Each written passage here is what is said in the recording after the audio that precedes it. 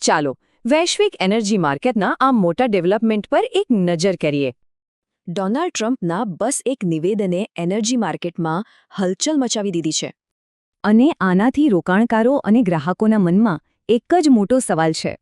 એમની social media પરની આ પોસ્ટે માર્કેટની બેચેની તરત જ વધારી દીધી. અને અહીં જ તો ખરી ગૂંચવણ છે, બે એકદમ વિરોધી પરિણામોની વાત. મતલબ કે એમના નિવેદને બજારના કન્ફ્યુઝનને વધુ પાક્કું કરી દીધું. પણ આ નિવેદન કંઈ અચાનક નથી આવ્યો.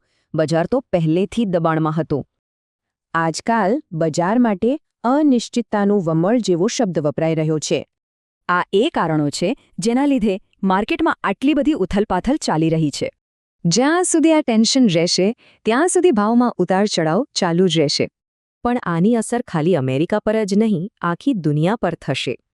કારણ કે યુએસ માર્કેટમાં જે પણ થાય એની અસર આખી દુનિયાના અર્થતંત્ર પર પડે છે. ભારત જેવા દેશ માટે ભાવ વધારો એક ડોમિનો ઇફેક્ટ જેવું કામ કરે છે.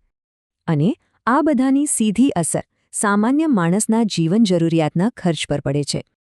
તો આટલી બધી અનિશ્ચિતતા વચ્ચે હવે બજાર કઈ દિશામાં જશે?